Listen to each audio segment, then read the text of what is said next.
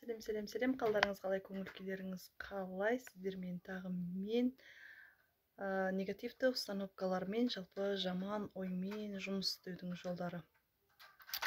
Сіз негативті ойлардан, жаман ойлардан арылудың, жаңағы өзгерістің бастамасын ең алдымен сіз қағаз бен қаламнан бастаңыз. Сіз ойыңыздағы артық ойлардан құтылмай, сіздің өміріңізде, сіздің ойыңызда жақсы дүниелер, жақсы ойлар туындамайды. Себебі сіз ішіңізде толып тұрған саменке, көкпе, реніштерді, негативтерді бірінші шығарып алмайынша, сіз оның үстінде жақсы ойлау, жақсы дүниелер қалыптастыру, жақсы көңіл күйде жүру сіздің қолыңыздан келмейді. Неге? Себебі ойлаңызшы, толып тұрған ыдыстағы арам судың үстіне сіз қанша таза су құйсаңыз да ол тазармайды.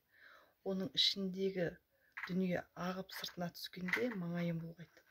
Ал ол до конца соңына дейін тазару үшін соны ылғи да төгуіңіз керек. Төгіп шайқап, ішін тазалап барып, таза дүние құймасаңыз, сіз оны тазарта алмайсыз. Сол сияқты сіз тіпті қанша тазарып тұрсаңыз да бір тамшы арам дүние үстіне құйсаңыз, ол бұлғанады.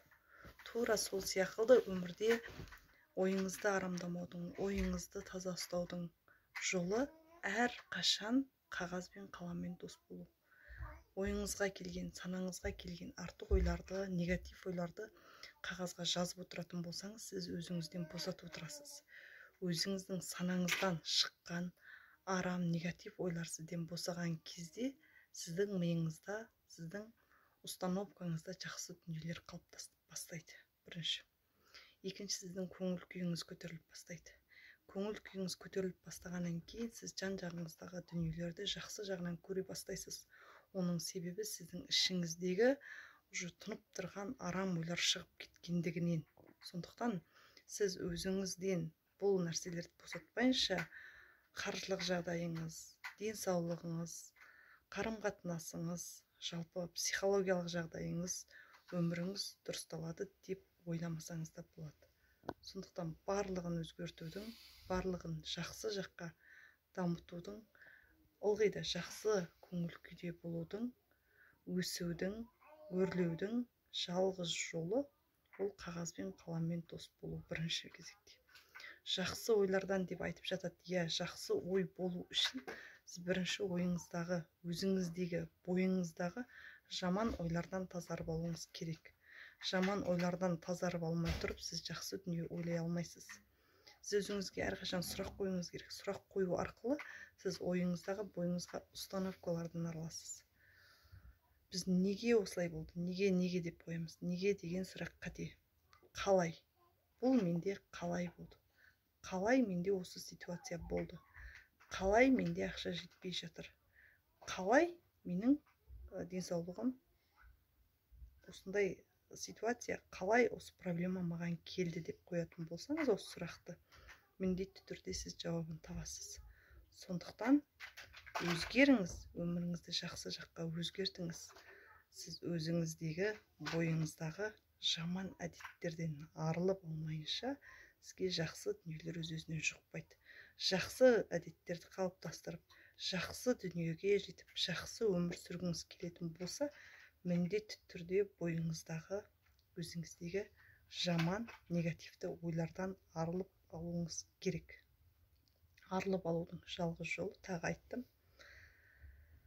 неге бізге жақсы дүниелер туындамайды, жақсы нәрселер көреміз, білеміз, жақсы өмір сүру керек екенін білеміз, өйткені барлығымыз саналы адамдармыз. Бұның барлығына бізге мүмкіндік бермейтін біздің ішіміздегі тұрған жаңағы ойларымыз ғана.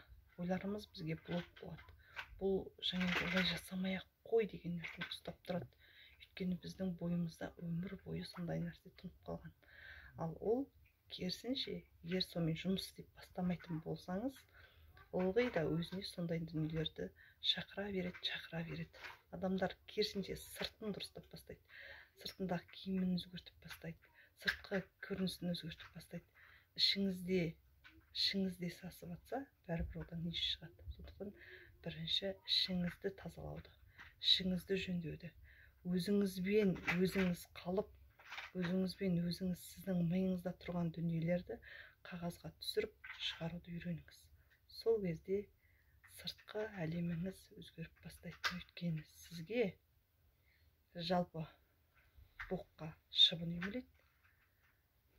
Сондықтан қандай сіз айналаңыздың жақсы болғанын қаласаңыз, айналаңызда мықты адамдар қоршағанын қаласаңыз, өзіңізді бірінші очередьте өзгертіңіз.